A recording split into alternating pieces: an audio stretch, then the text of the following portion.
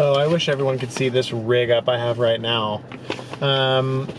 I just pulled up at home, but the dog is going to be a whole thing, so I'm not going inside yet. So I just strapped the camera to my steering wheel, and that's just sometimes how you have to do things, I think. You know, what am I going to do? I mean, why not? Someone walks by and taps on my window, they're a part of the update. That's just what's going on. I want to follow up first by talking about something I mentioned last time. There was sort of this hearsay article in the Chronicle about maybe Trudy's. They had some weird interaction where like some people were arguing about their tips and they were out of some draft beers. So like, oh, something's wrong at Trudy's. Turns out something is afoot at Trudy's. And by afoot, I mean they have filed for bankruptcy protection in an attempt to pay employees and, quote, keep the brand alive. They have 2 restaurants open in Austin, and one of them, I didn't know this, the one on 30th Street has been closed since November from a fire.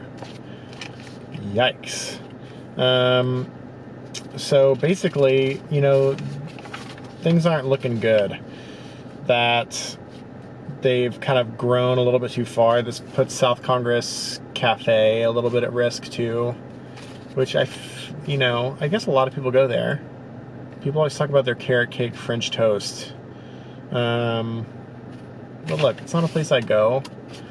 I'm more nostalgic for Trudy's than I am about, you know, South Congress Cafe. So RIP if they do go out of business. I hope they can turn it around. They're about $4 million in debt. So just make that what you will.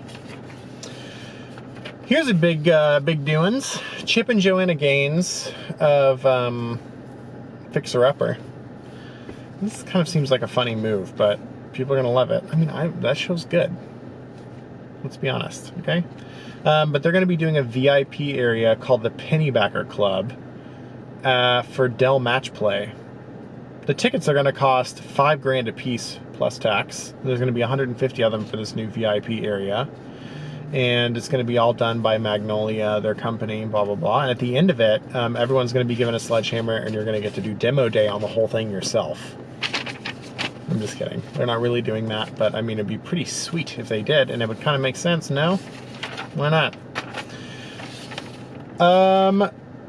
Longtime Austin gelato shop Teo is closing.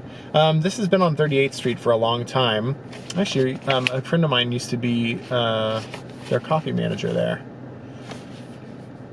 but I haven't gone since. And they're still keeping the brand alive. They're going to focus on wholesale, so they're going to be still at Central Market and HEB, which is cool. But they're closing the, you know, just rent got too nuts. Go figure, at that place. And so they're piecing out. Last day of service is on Friday, January 31st, and they're giving away a bunch of free gelato starting at 9 a.m., so hit them up. A dude high on shrooms pistol whipped a transgender woman, and then the transgender woman wrestled the gun away and called the cops on this fool. This guy hit the transgender woman multiple times with the gun before she wrestled it away and then hit it and then called the police. Champ move.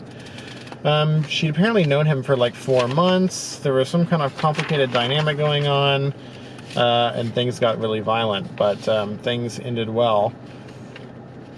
This guy put her in a headlock and then wrestled the gun away.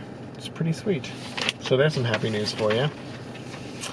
And just to end it, there's like $91 million have been raised by Austin startups in January. So Vapor.io, which is a computing startup, Waste Repurposing International, I mean, hey,